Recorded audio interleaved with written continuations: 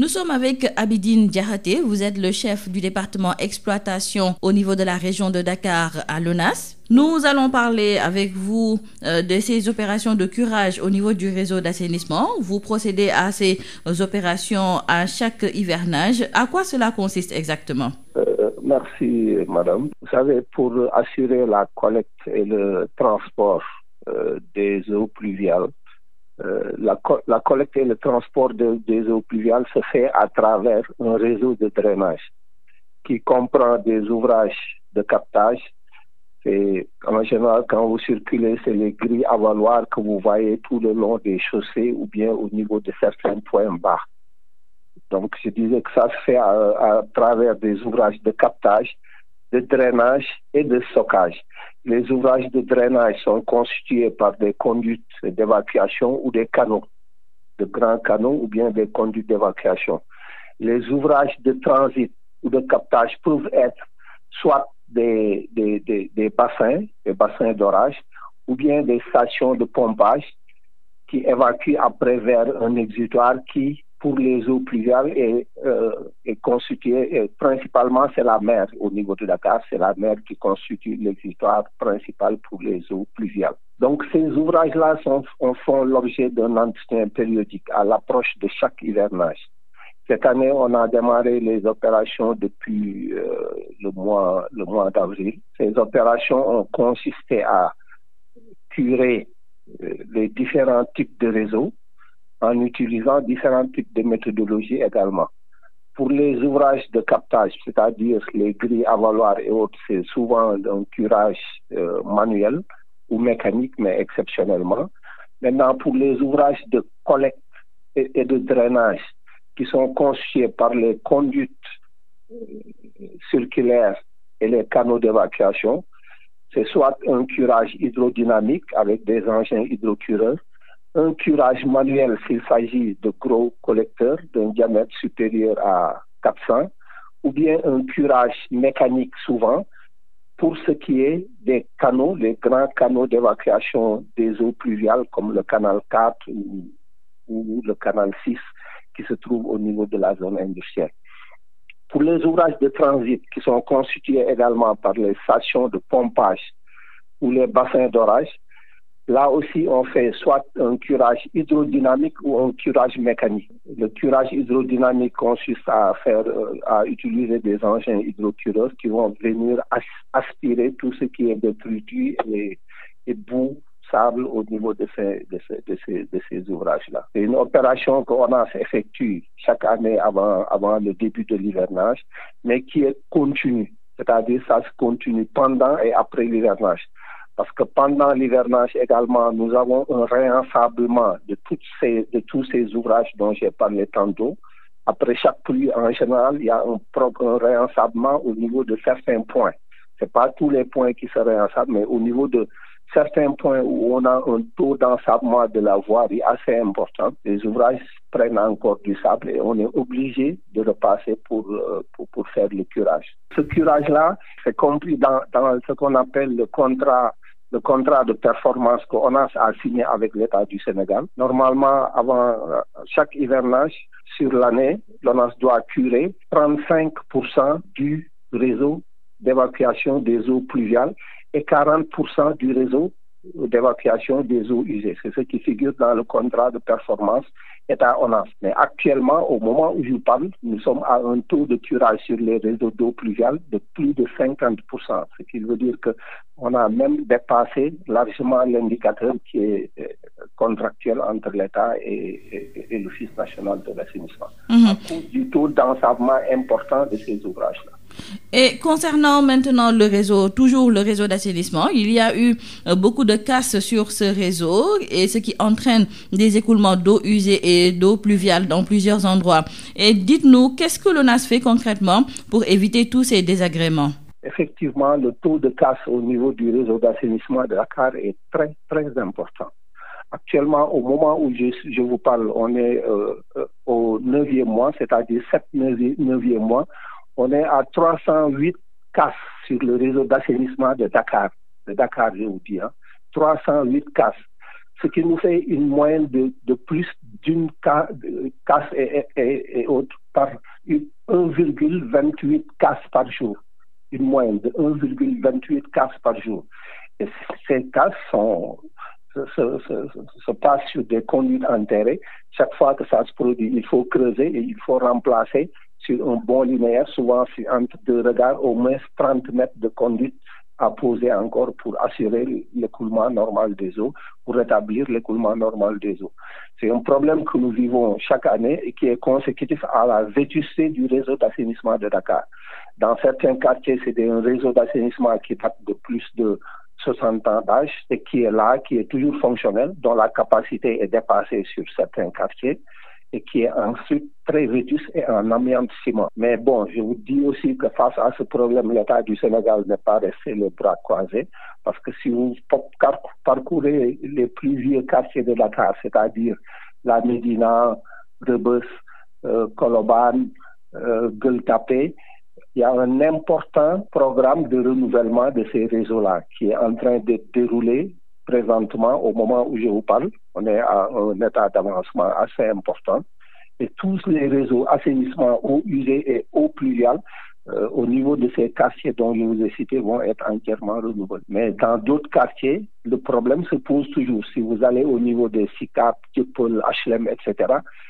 le réseau est très vétuste et pire encore, les constructions sont érigées sur l'emprise du réseau d'assainissement. Les réseaux, au niveau des SICAP, par exemple, les réseaux d'assainissement, souvent secondaires, sont à l'intérieur des maisons. Et les gens, souvent, quand ils font des extensions, à l'insu de ONAS, bien sûr, ils construisent des bâtiments R+, sur l'emprise du collecteur. Et avec le poids du bâtiment, avec le temps, ça crée des affaissements. Je vous dis que souvent, pour renouveler, pour réparer certaines casses, on est obligé d'entrer carrément dans une chambre pour casser et poser un collecteur et refermer. C'est extrêmement difficile, mais bon, on fait avec. Abidine Diakhaté, je vous remercie. Je rappelle que vous êtes le chef du département exploitation à l'ONAS dans la région de Dakar. Merci, madame. Abidine Diakhaté, maa ngi lay nuyu. Yow yaay chef du département exploitation fii ci biir Dakar bu ONAS. Tey ñu fas yéene waxtaan ak yow ci yenn ci ay opération yu ñuy amal ci biir réseau d'assainissement bi. Opération yooyu di ngeen ko amal laata ñuy ñëw ci nawet bi ak tamit ci biir nawet bi, ndax mun nañoo xam tëralinu opération yooyu. waaw ONAS mooy saytu lépp li nga xam ne mooy tuyau ak ouvrage yi nga xam ne moo war a bu tawee par exemple mu jël ndox bi nga xam ne day taw ci dëkk bi canaliser ko évacuer ko vers la mer pour les eaux pluviales et canaliser ko évacuer ko vers des ouvrages des stations d'épuration pour ñu traiter ndox bi bala ñu koy yóbbu géej bu dee ci ndox bi nga xam ne ndox bu ayib la. Pour def ko nag li ma la ko waxee ci tubaab ONAS dafa am ay ouvrages de captage, de collecte, de drainage et des ouvrages de stockage mooy regard de visite yi mooy tuyau d'évacuation yi mooy bassin d'orage yi mooy station de pompage yi. Yooyu yëpp balaa nawet bi ONAS daf ciy def liggéey bu mucc ayib maanaam dafay nettoyer lépp li nga xam ne saleté la suuf la yu nekk ci biir ouvrage yooyu balaa nawet bi di ñëw. ONAS commencé na ko ren depuis le mois d'avril mais boo xoolee am na contrat bu ONAS signé ak État Sénégal da ko ne chaque année bu jot na nga ma cureel 35% du réseau de collecte et de drainage des eaux pluviales au niveau du Sénégal. Actuellement bi may wax ak yow ñu ngi ci 50% de taux de curage maanaam dépassé nañu lu sori taux de curage boobu ñu fixé woon ci contrat bi ñu lié ak État Sénégal. En dehors de ça réseau eaux usées bi moom également moom année bi yëpp lañ koy curé du hivernage rek c'est toute l'année parce que c'est un réseau boo xam ne ndox yi ayib yi nekk ci kër yi moom lay jël di ko yóbbu ci station d'épuration yi donc réseau boobu noor comme nawet day dox bële moom nawet bi rek lay dox donc comme ni ma la ko waxee ñu nettoyer suuf soosu dindi ko balaa nawet bi di ñëw loolu def nañ ko ba pare mais dañ koy continuer ci biir taw bi ndax à chaque fois bu tawee boo xoolee dëkk bi foo romb nit ñaa ngi entreposer ay gravats ñu ngi teg ay jàllu suuf ci mbedd yi bu tawee ndox bi bu walangaan day jël yooyu yëpp dugalaat ko ci biir ouvrage yi day amaat suuf moo tax il faut nga jaaraat ci yenn point yi di fàttaliwaat di dindiwaat suuf si ak salte yi nekk ci biir parce que boo circuler actuellement Dakar di nga gis ne tali yëpp suuf la mais bon moo tax ONAS Nord comme nawet plutôt autant pour moi avant taw bi buy taw ak bu taw bi weesoo yëpp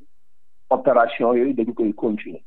Abidine Diakhaté lu weesu sax suuf si nga xam ne dañu koy nemmeeku ci biir réseau bi dañuy gis sax ne yenn saay am na ñoo xam ne dañuy yàqate li nga xam ne moom mooy réseau bi wala boog ñuy sàcc sax kubéeru yenn ci ay conduite ndax loolu yéen waa ONAS jël ngeen ci ay matuwaay. waaw loolu moom problème la boo xam ne ñu ngi jànkonteeg moom tout le temps sensibilisation bi ONAS ngi koy def aussi à travers des spots publicitaires à travers des reportages. mais ba léegi ñu ngi continuer di jànkonte ak moom maanaam suñu kubéer yi nga xam ne moom mooy aar réseau d'assainissement boobu ñi dañ koy sàcc parce que weñ la boo gisee ñi nga xam ne dañuy yëngatu ci affaire ferraillage dañ koy sàcc di ko yóbbu di ko xelli di ci defar ay cin ak yooyu boo xoolee également réseau assainissement bi biir Dakar wax dëgg yàlla ci certains quartiers réseau bi màgget na te liñ ko yann aussi attanatu ko ba tax ni li tuyau yi di toj bari na lool heure bii may wax ak yow ñu ngi ci 300 ak juróom-ñetti tuyau ay point de casse yoo xam ne am na depuis at bi door ak léegi mois de janvier ak léegi te at mi jeexagul ñu ngi ci 300 ak juróom-ñett ñi nga xam ne dinañ am lu ëpp benn tuyau bu toj ak yooyu par bés lu ko ëpp dinañ ko am en moyenne. loolu nag aussi chaque jour avance dafa am équipe yoo xam ne fu tuyau tojee dañuy ñëw gas remplacer tuyau bi par matériaux bu mucc ayib ay leen loolu aussi bi ñu constaté ne réseau bi dafa màgget parce que réseau bi ci certains quartiers am na ëppal na juróom-benn fukki at gouvernement Sénégal toogul di seetaan parce que boo xoolee quartier yu mel ni Médina Rebeuss Colobane Gueule Tapée un programme bu am solo ñu ngi koy def actuellement maanaam pour yeesalaat réseau boobu réseau assainissement eaux usées comme eaux pluviales maanaam ndox bu ay bi jóge ci kër yi comme ndoxu taw yi réseau boobu ñu ngi koy renouveler entièrement te bu soobee yàlla fii ak nangam liggéey yi dina pare te dina indi une amélioration sur le réseau sur les ouvrages d'assainissement de ces quartiers-là yi ma la cité parce que dafa bokk ci quartiers yi nga xam ne ñoo gën a màgget Dakar seen réseau d'assainissement yi tuyau yi ay tuyau en amiante ciment la woon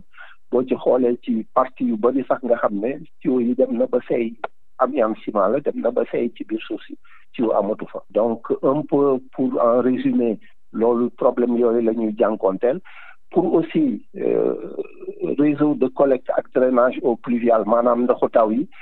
am na problème bu bëri boo xam ne dañuy indi ay gàllankoor mooy boo xoolee ci dëkk bi foo tourné yaa ngi gis nit yaa ngi def ay transformation di jël ay garaawaa di ko jal ci mbedd mi di jël ay suuf di ko jal ci mbedd mi ci yooyu yëpp bu tawee ak ndox yi walangaan ndox boobu daf koy emporter mu ñëw duggaat ci biir réseau d'assainissement bi fatt réseau yi ce qui fait que ONAS day obligé buy taw day taxaw ci day am ay opérateur yoo xam ne ñu ngi ci tali bi buy taw di ngeen leen gis ñuy fattal ci di dindi suuf si ci biir ouvrage de captage et de drainage de ces eaux là ONAS actuellement recruté na 200 et quelques opérateurs chaque année chaque nawet da koy def yoo xam ne rien que pour ça pour période nawet bi les 3 mois de l'hivernage dañ leen di recruter chaque année ñu ñëw gunge ñu ci liggéey boobu ñoom mooy buy taw ñoom ngeen di gis ci mbedd mi ñu sol ay combinaison di fattal ci wëy. Abidine Diakhaté maa ngi lay sant di la gërëm may fàttali ne yow yaay chef bu département exploitation ci ONAS fii ci biir Dakar.